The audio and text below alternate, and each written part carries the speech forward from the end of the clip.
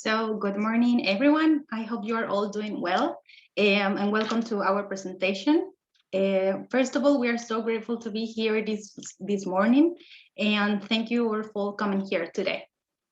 So as already mentioned, Professor Andrew, we're going to talk about high school students' beliefs and attitudes towards English language learning in an EFL context. So to begin with, we would like to ask you this question. How many of you teach high school students? If you teach high school students, please raise your hand. Use the reactions that we have in the reaction section.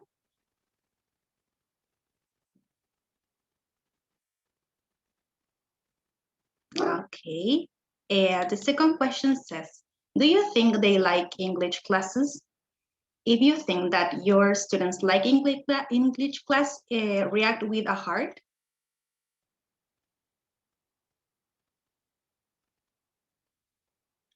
And the third question, what are the attitudes? What are the students' attitudes in class? Please write on the chat box if to make this presentation coherent, and we will make a connection with your responses later. So in our presentation, we will focus on 4 major contents. The first one is we will introduce you to our research, then the research methodology, and later the results, and finally the discussion and conclusion of this research. Okay, so to begin with, in the past decades in Latin America, specifically in Chile, the English school subject has gained great relevance.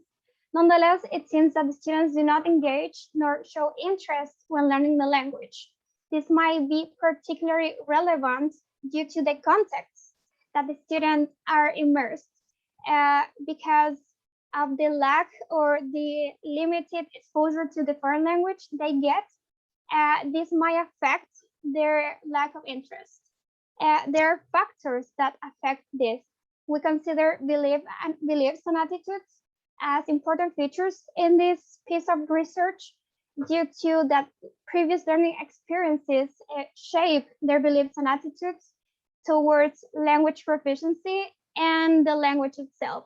For these reasons, it is relevant to investigate in order to provide evidence and also to support and give elements for teachers and educators alike. Now, in terms of the hypothesis for this study, there are 2 possible answers. On the one hand, high school students have positive beliefs and attitudes towards learning EFL, and on the contrary, high school students have negative beliefs and attitudes towards learning English as a foreign language.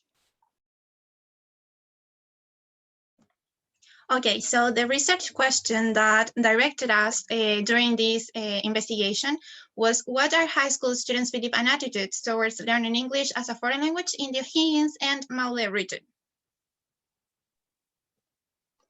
To answer this question, we stated as our general objective the following: to determine 3rd and 4th year high school students' beliefs and attitudes towards learning English as a foreign language in the O'Higgins and Maule region. And regarding the specific objectives, the first one is to identify high school students' beliefs and attitudes towards learning English as a foreign language. And the second one is to analyze high school students' beliefs and attitudes towards learning English as a foreign language. This section of the study is connected to the theoretical framework. We selected 6 main topics. First, English as a second language and English as a foreign language. We wanted to make a distinction among these terms. For example, the first term refers to the connection that the students have related to the historical background, and also the location and the culture related to the language. On the contrary, EFL refers to the lack of connection and also unrelated terms for learning a foreign language in school terms. It is also relevant to mention that in Chile, English is taught as a foreign language. As stated by Castro in 2011, the use of English language increased when the Chilean economy grew in the 19th decade. And according to the documents of the Ministry of Education of 2012, by the end of the 19th decade, English became a compulsory subject from 5th grade. Also, the curriculum was modified to emphasize the receptive skills, expecting that these skills were going to facilitate access to the global economy. So later in the 2012, the English curriculum has to be modified again, and these adjustments included more emphasis to the productive skills. One of the foundations of our theoretical framework was describing the Chilean educational context. However, I'm pretty sure we all know how the system works and all the division in terms of years and everything. So we wanted to give a special emphasis on the high school students' background. So as the authors mentioned here, it's important for us as teachers to tailor English lessons in connection to a student's reality, as also Paulina mentioned in the previous speaking. So it's really important to tailor the lessons, but not as if the success of the entire lesson depends on that specific feature of students. I would like to focus on belief because it's really important to understand learners' beliefs about language learner. It's considered essential because we can understand how students learn best and to plan suitable lessons for our students because the students create assumptions about the language being learned. So that it's really important. In that sense, teachers have a fundamental role in planning and select appropriate materials for the students. As a matter of fact, Gardner stated that beliefs are the basis of attitudes, which are assumptions toward a specific subject. As you can see in this slide, there is already a definition of attitudes, but it's important to highlight that there are favorable and unfavorable attitudes, and they both affect hugely the English learning process in students, since favorable attitudes have a positive effect on them and negative attitudes have, of course, a negative effect on the entire learning experience. Well, finally, we included some data about the English language proficiency of Chilean high school students, and this data was gathered from Education First and the Education Quality Agency. Both entities reveal that the current general trend for Chileans' English proficiency is moderate, but it has grown uninterruptedly. And on the other hand, students' English proficiency has shown greater improvement. All the previous information built our theoretical framework of the present research and provided support for the problematization and a solid starting point for the study.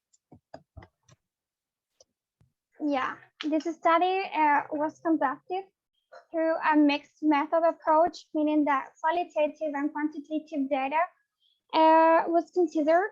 The subject of study were 290 students attending public, state-subsidized, and private schools from the O'Higgins and Maule region.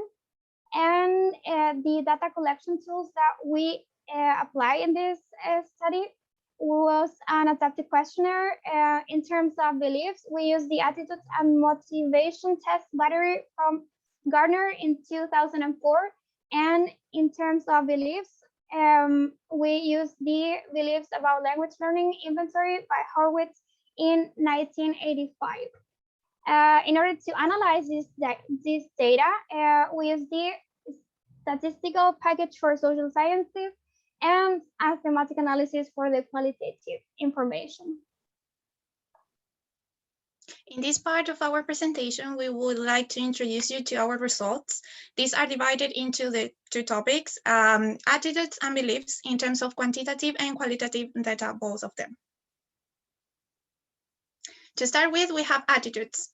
The statements in our questionnaire were divided into 9 different categories, and we will present you here only one statement per category in order for you to check more or less the results.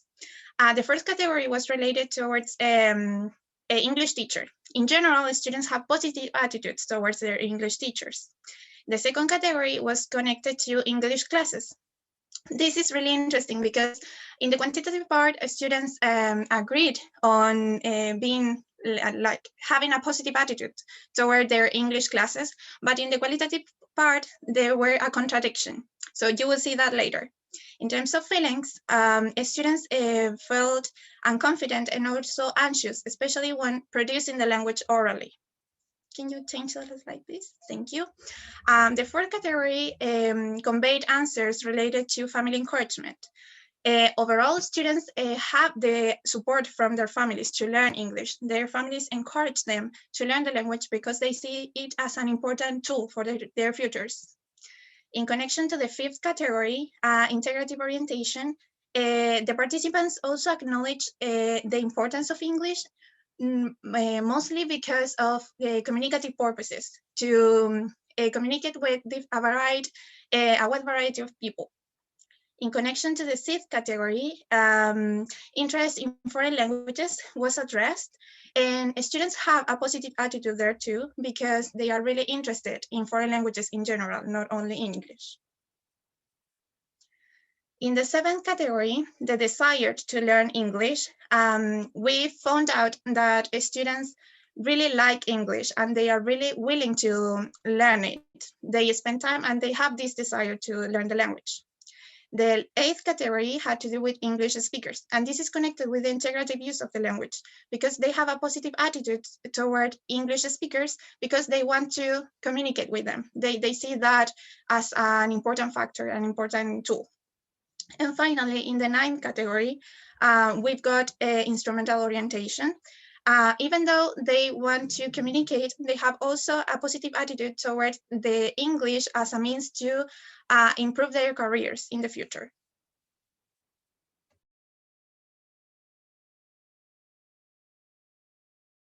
Okay, I'm sorry. Well, in terms of qualitative results, the idea of the qualitative data was to support the quantitative results. And this information was divided into two broad themes, the negative attitudes and the positive attitudes. On the side of positive attitudes, the first sub-theme is instrumental in integrative orientations.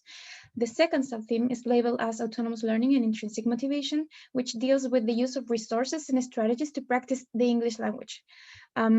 And finally, additional motivating factors, which present some topics related with positive feelings caused by improvement of English skills. English language learning is not obstructed by its difficulty, and also the opportunities for additional practice for the students. Can you please change the slide? Thank you. Well, now, on the other hand, the main theme, negative attitudes, involves three sub-themes. The first one, the motivating factors, includes extrinsic motivation as well as lack of integrative orientations. The second sub-theme, English classes, considers teachers' practices and content, environment of the class, and also the pandemic situation. And finally, self-competences deals mainly with how self-competences can obstruct the English language process. So let's now take a look to the quantitative results regarding beliefs. Here are 18 statements in which are divided into 5 different categories. So the first category regarding foreign language aptitude, we have that 159 students believe that there were languages easier to learn. Then in the second category regarding the difficulty of language, 136 students believe that learning English was a matter of learning a huge or a great amount of vocabulary. And on the contrary, in statement 16, as you can see here, the answers were unattached, since 99 students agreed that it is easier to read and write in languages than speak and understanding. However, between speak and understand, the students believe it was easier to understand than speak the language.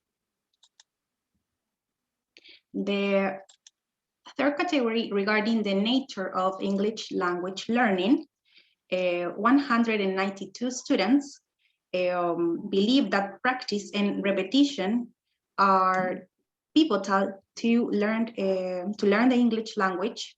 On the contrary, in statement 7, as you can see here, 82 students believe that it's not okay to guess an unknown word. And in the fourth category regarding language learning strategy, 192 students believe that anyone can learn to speak a foreign language. And in the fifth category regarding motivation and expectations, 162 students believe that learning English will help them to get a better job. Okay, now let's move to the qualitative part of beliefs. As Visaniha mentioned before, there are two themes, positive and negative. Also, two sub-themes, which is the importance of English language for diverse purposes. This means that the students consider English important and relevant in terms of communication, getting to know other people, travel, and work opportunities. Secondly, the factors that facilitate English language learning, meaning that the ICT strategies that the students use, also the smartphone applications, enhance the understanding of this foreign language. On the negative side, we could see that there are two other sub-themes: the lack of relevance of the English language in the EFL context, meaning that the students do not think that English is as relevant as it should be for work-related purposes. And finally, the factors that hinder English language learning, meaning that the productive skills are complex for the students, and it might affect their understanding and their performance, and also the content related to grammar structures. You have about 3 minutes left. Okay. So to start our discussion, we wanted to give a special focus to motivation, since as you can notice, everything was related to this topic. First, intrinsic and also extrinsic motivation. As you can notice, students had this internal desire to learn the language, and they also had the external support from their families. And this is connected with specifically a study carried out by Diaz and Morales in 2015, where they came to the same conclusions as us. Well, in terms of the second theme, integrative and instrumental orientations, the findings relate with the socio-educational perspective proposed by Gardner and Lambert. Because students, in terms of integrative orientations, the students are stimulated to learn the English language because of its usefulness in future studies or job offers. And in line with instrumental orientations, the outcome revealed that students also are interested to learn English because of its utility to connect with different cultures and expand their individual's knowledge. But there is also another side of this instrumental orientation, because students show indifference to learn the language. And this is mainly because they don't see its relevance and usefulness in a Spanish-speaking country. It is worth mentioning that it's just some students who stated this. Following by teachers' practices, which means that the findings of our study represent that students do not engage in their classes because they consider they are boring. In fact, they prefer learning autonomously or using strategies such as the ICT technologies. And in this light, a study in 2016 sustains that teachers' behavior have implicated learners' classroom behavior and also motivation. So that's the connection there. I would like to emphasize on English classes contents, since according to the Ministry of Education, in each content, the students must cover several grammar structures. Despite it, the students reported that the classes were focused on grammar, mainly on grammar. Some others mentioned that the classes were repetitive, or the content were too basic. Moreover, regardless the type of school they attended, the learners acknowledged that the lessons are not challenging. This appeared to be a case of teachers, as it seems they do not engage students with the usage of didactic materials, despite the approaches and activities that are available for teaching. the students find the classes uninteresting. According to the Ministry of Education, the student should achieve the level B1. Nevertheless, the student communicate that they have difficulties to understand and speak the language itself. That's 20 minutes. Can you wrap it up? Yeah, okay. Well, just to give some conclusion, and the final topic was classroom atmosphere. This is really short. We expressed that students had anxiety, and also they were unconfident while talking in English.